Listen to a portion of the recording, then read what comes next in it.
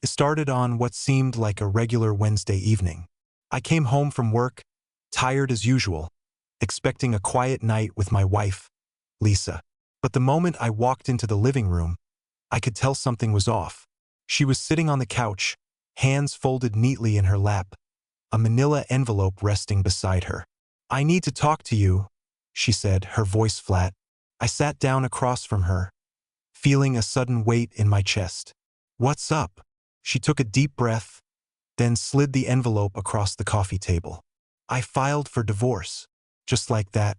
No preamble, no warning. The words hit me like a punch to the gut. But not for the reason you might think. See, our marriage had been dead for years. At some point, Lisa stopped being my wife and became more of a highly critical roommate who never had a kind word to say. I suspected she was cheating, though I never had concrete proof. But now, staring at those papers, I wasn't sad. I wasn't even angry. I was relieved. "Okay," I said. She blinked. "Okay. Yeah." I shrugged. "If that's what you want." Lisa narrowed her eyes. I could see it in her expression. She expected me to beg, to get angry, to fight for her. Instead, I leaned back into the couch and exhaled, feeling lighter than I had in years. Her lips pressed into a thin line. "Well, I guess that was easier than I thought." She stood up, grabbed her purse, and headed for the door. That's when I noticed she was dressed up. Hair curled, makeup flawless, wearing that dress, the one she never wore around me anymore. "Hot date?" I asked, smirking. She hesitated for half a second before rolling her eyes. "Not that it's any of your business, but yes." I laughed. I actually laughed. This was hilarious. The way she said it, she clearly thought this was her big moment, that she was dealing the final blow. In her mind, she was the prize, and I was supposed to be heartbroken that she was leaving me. "Have fun," I said, standing up and heading to the kitchen. "Don't wait up." She scoffed, but I could feel her confusion. I wasn't reacting the way she expected, and that was just the beginning. The realization would hit her over the next few days. Lisa acted like she had won some grand prize. She barely came home, probably staying over at her new man's place. I didn't care. I started going to the gym, eating better, and catching up with old friends. The stress that had been suffocating me for years disappeared overnight. But then, something changed. It started with small things. She would come home looking unsettled, like she expected something to be different. She'd glance around the house like she was looking for something. At first, I couldn't figure it out. Then it hit me. She expected chaos. She thought she'd walk in and see me drowning in sadness, missing her, begging her to come back. But instead, she walked in to see a clean house, a man who was thriving, and absolutely no trace of her stuff anywhere. That's when I saw it. The first flicker of doubt in her eyes. Lisa had convinced herself that she was the one upgrading, that she'd leave me behind in misery while she rode off into the sunset with her new guy. But what happens when your backup plan isn't as perfect as you thought? I was about to find out. For the first few days after Lisa dropped the divorce bombshell, I didn't hear much from her. She wasn't home, and honestly, I didn't care where she was. My life had just dramatically improved overnight. No more walking on eggshells around her mood swings. No more forced small talk with a woman who clearly checked out of our marriage a long time ago. No more feeling like I was constantly failing someone who didn't even respect me. I focused on myself. I started going to the gym every morning before work. At night, I actually cooked proper meals for myself. Steak, grilled veggies, salmon, real food instead of the microwave meals Lisa always complained about but never actually helped me replace. I slept better than I had in years. It was like I had been unknowingly living with a weight around my neck, and now that it was gone, I could breathe. But then, Lisa started acting weird. It started subtly. She'd come home to grab something from the house, and instead of ignoring me like I expected, she'd linger.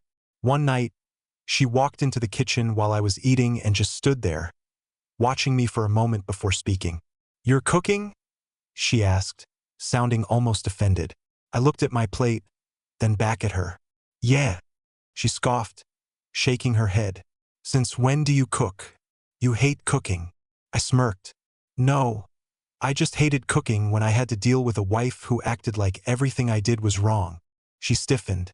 I could see the irritation flash in her eyes. I had never talked to her like that before, but why would I hold back now? She made it clear she wanted out. Whatever, she muttered, grabbing a few things from the counter before leaving again. But I could tell something was eating at her. I wasn't breaking down like she thought I would. I wasn't calling or texting her, begging for another chance. I wasn't moping around or drowning my sorrows in beer. In her mind, she was supposed to be the one moving on while I was supposed to be devastated.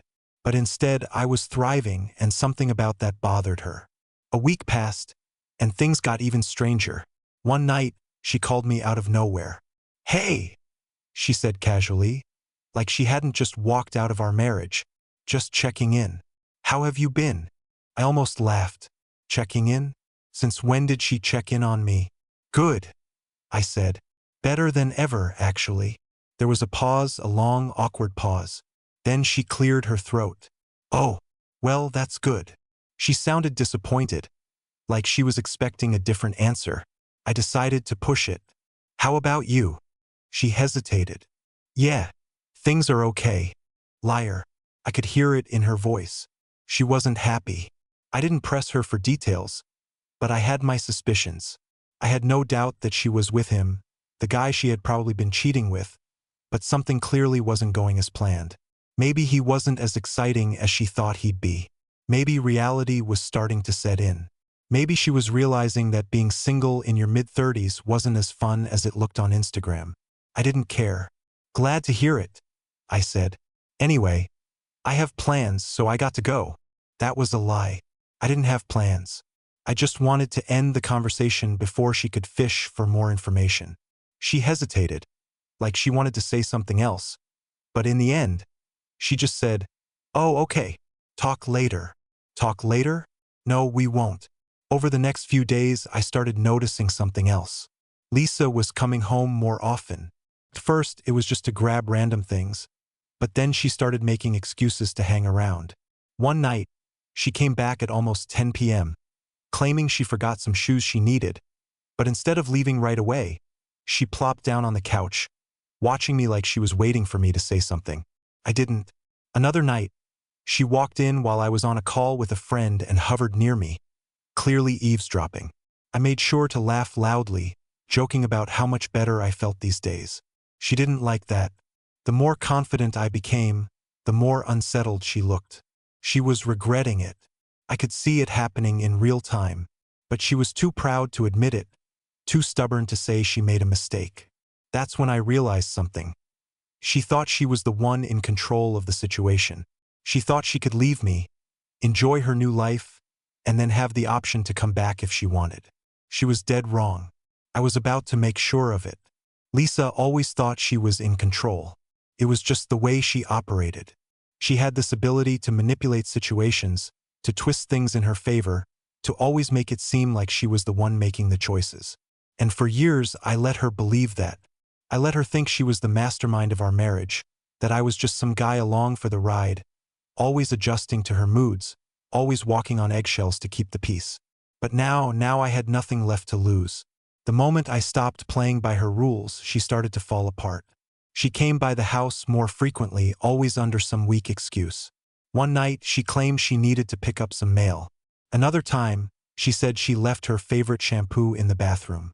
But I knew the real reason. She wasn't checking in on me. She was checking on me. She wanted to see how I was doing without her. And the answer? Better than ever. I made sure of that. The house was spotless every time she showed up, something she never thought I was capable of doing without her nagging. The fridge was stocked with fresh food. The gym bag by the door made it clear I was taking care of myself. I even left a book on self-improvement on the coffee table, something she never thought I'd have the discipline to read. Every little detail, every little change, was a silent reminder. I didn't need her. I never did. And it was driving her insane. One night, she showed up while I was watching TV. She stood in the doorway, arms crossed, staring at me like I had committed some crime. "What's up?" I asked casually, barely looking away from the screen. She sighed dramatically. Can we talk? That was new. Lisa never wanted to talk. She wanted to lecture, to dictate, to control. I muted the TV and turned to her. Sure. She hesitated. And for the first time, I saw something I never thought I'd see in her: doubt. I don't get it, she finally said. I raised an eyebrow. Don't get what? She gestured vaguely at me. This. You're acting like you're completely fine. Like none of this is affecting you. I shrugged. Because it's not. Her lips pressed into a thin line. She was waiting for me to break, waiting for some crack in my composure, some sign that I was secretly miserable. But I wasn't. I had never been better. You don't even seem sad, she muttered. I laughed, actually laughed. Lisa, why would I be sad? You wanted a divorce. You got it. What's there to be upset about? She stared at me, and in that moment, I saw it. The flicker of panic in her eyes. This wasn't how it was supposed to go. In her mind, I was supposed to be begging her to come back. She was supposed to be the one holding all the power. But instead, I was indifferent. Worse than that, I was thriving. And for the first time, I think it hit her. She might have made a mistake. Lisa wasn't stupid. She knew what she had done. She had gambled, thinking that leaving me would be an upgrade, that her new guy, whoever he was going to give her the excitement she thought she was missing. But the cracks were already starting to show. One night, she slipped up. I mean, you don't even care that I'm moving on? She blurted out. And I caught it. Not I moved on. I'm moving on. Present tense. That meant only one thing.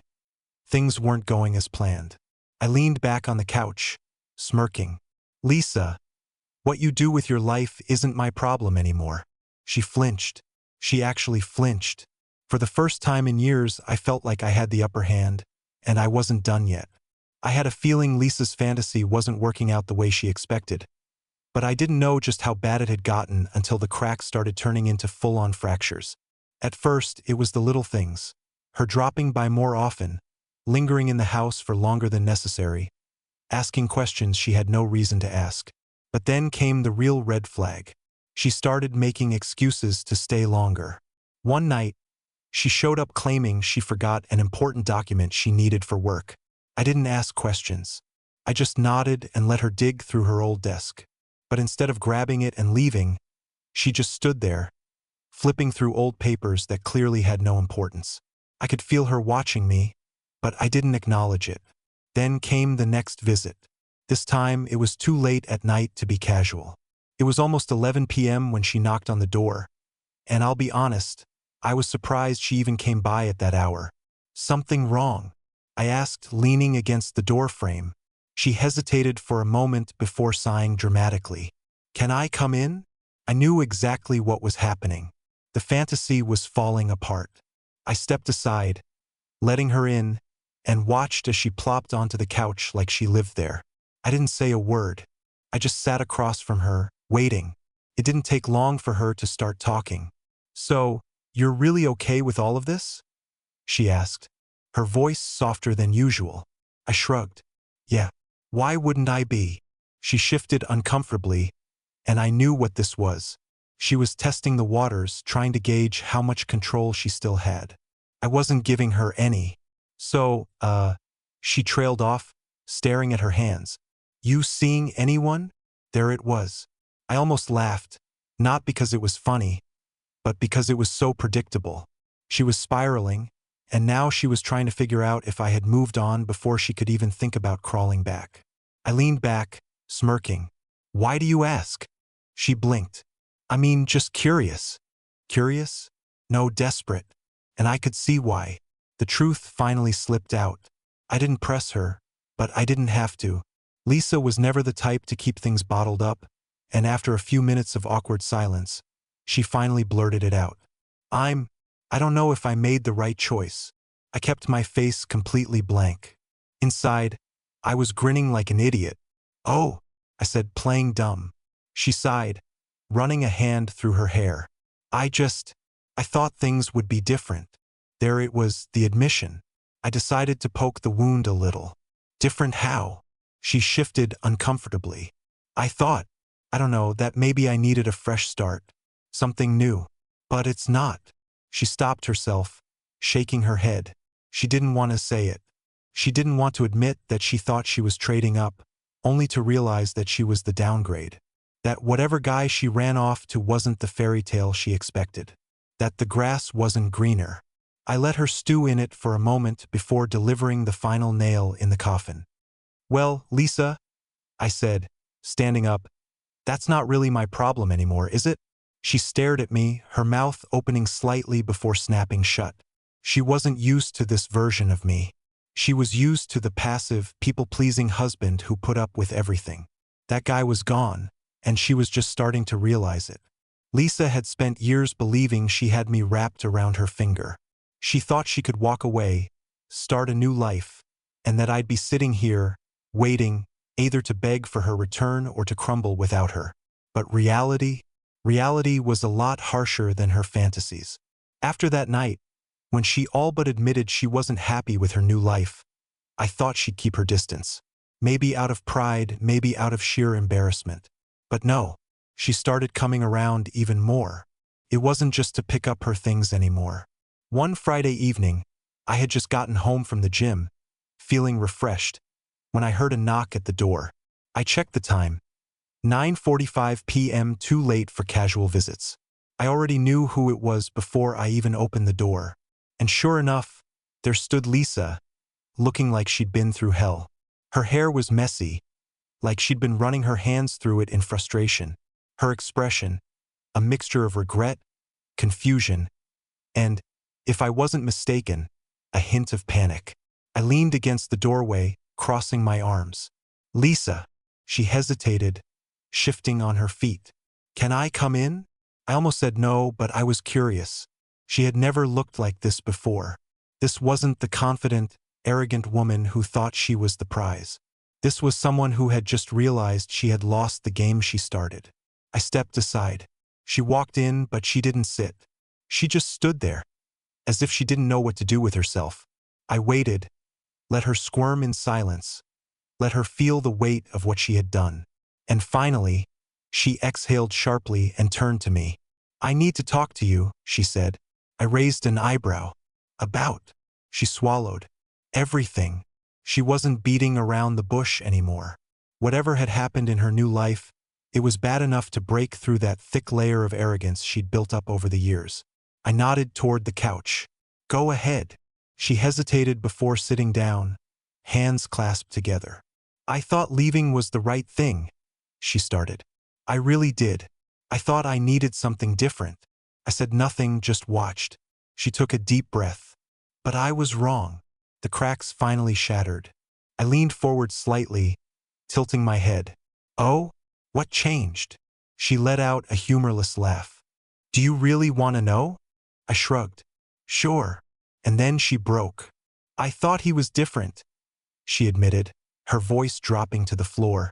I thought, God, I was so stupid. I thought he actually cared about me. Bingo. I didn't say a word, just let her spill. He was fun at first, she continued, her voice shaking slightly. He made me feel alive, like I was doing something exciting. But then, I started seeing the truth. She scoffed, shaking her head. Turns out I wasn't special. I was just another woman to him. He started pulling away the moment things got serious. And when I confronted him about it, he told me he never wanted anything long-term. I barely held back a smirk. Lisa, who thought she was trading up, who thought she had found something better, had been played. She clenched her fists. And the worst part? The second I realized it wasn't going anywhere, I looked around and saw that I had nothing left. She glanced at me then, her eyes searching for something. You moved on so fast. It's like I was never even important to you. I laughed, actually laughed. Lisa, I said, shaking my head. You weren't. Her face paled. That was the moment it hit her. All this time, she thought she had some sort of hold on me, that even if she left, there'd always be a part of me that wanted her back. But the truth? I had checked out of this marriage long before she did. She just never noticed. Lisa sat there, frozen, as my words settled over her like a heavy weight. The confident, smug woman who once believed she had outplayed me was now just a ghost of herself. She wasn't in control anymore. She wasn't the one calling the shots. And worst of all, she was starting to understand that she never really was. For the first time in her life, she had no backup plan, no safety net, no one to fall back on. The man she left me for had discarded her the moment she became inconvenient, and now she was standing in front of me, hoping that the man she had treated like an afterthought was still available to pick up the pieces. But I wasn't. She looked down, her fingers gripping the hem of her sweater. "I know I messed up," she finally said, her voice barely above a whisper. "I know I don't deserve anything from you after what I did." I stayed silent, let her stew in it, let her sit in the mess she created. Her eyes flickered up to meet mine, and for the first time in years, I saw something in them that had been missing for a long time. Fear. Not the kind of fear that comes from danger, but the kind that comes from realizing you've made a mistake you can't undo. "I miss you," she admitted, her voice cracking. "I miss us." Couldn't help it. I laughed. A real, genuine, from-the-gut laugh. "Lisa," I said, shaking my head. "There is no us. Not anymore." She flinched, like she hadn't expected me to be so final. And I could see it, the panic, the realization that I wasn't just playing hard to get.